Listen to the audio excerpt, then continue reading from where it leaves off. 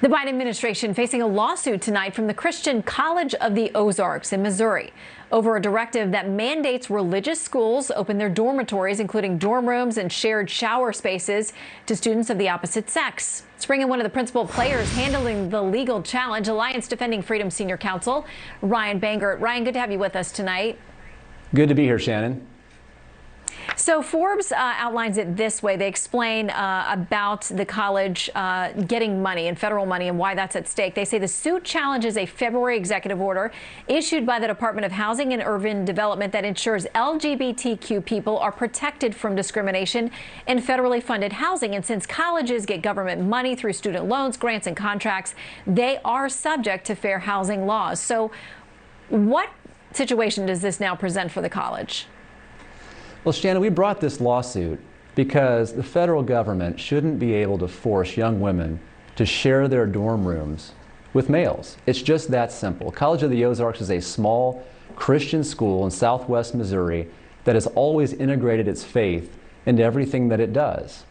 And I want to point out the Forbes article got that a bit wrong, because even if College of the Ozarks gave up every last penny of federal money that it receives, it would still be subject to this Fair Housing Act requirement that was imposed really in the dead of night by an administrative agency without any notice or comment to the public, without any participation by the players affected.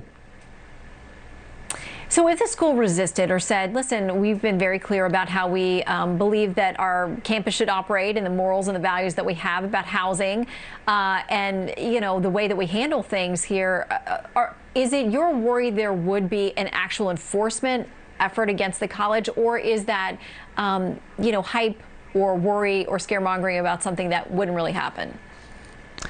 I don't think it's hype or scaremongering at all, Shannon. In fact, in the letter that was issued by the Housing and Urban Development, this was an unappointed official. It was a bureaucrat who issued this letter, and in the letter that was issued, she said specifically that enforcement actions could be taken based on complaints filed, and that the FHEO, as well as any state recipient of federal funds cooperating with HUD, had to receive these complaints, process them, and if they found that discrimination had happened based on gender identity, charges should be brought. I want to read a little bit of that memo that you referenced. It comes from the Department of Housing and Urban Development. This is in February, and it's about implementing essentially an executive order the president said was about preventing discrimination on the basis of gender ID or sexual orientation. The HUD memo says this: at the core of this department's housing mission is an endeavor to ensure that all people peacefully enjoy a place they call home, where they are safe and can thrive, free from discrimination and fear. I mean, to most Americans, that sounds like a laudable goal. So how do we balance that with the concerns the college has? Is it possible?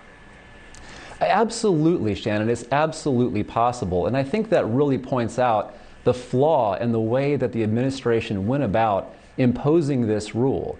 This is a rule that was imposed by an executive agency. It should have gone through notice and comment to the public. The public should have had an opportunity to give feedback on this rule, but as it stands, it was just cast out there in the dead of night without any of those processes being undertaken.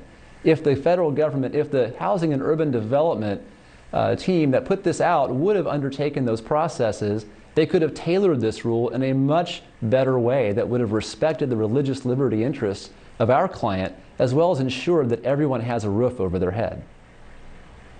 Well, maybe your lawsuit will lead to some modifications in this order and the guidance that will find a way that people can coexist on this issue. We'll follow it. Ryan Bangert, thank you so much.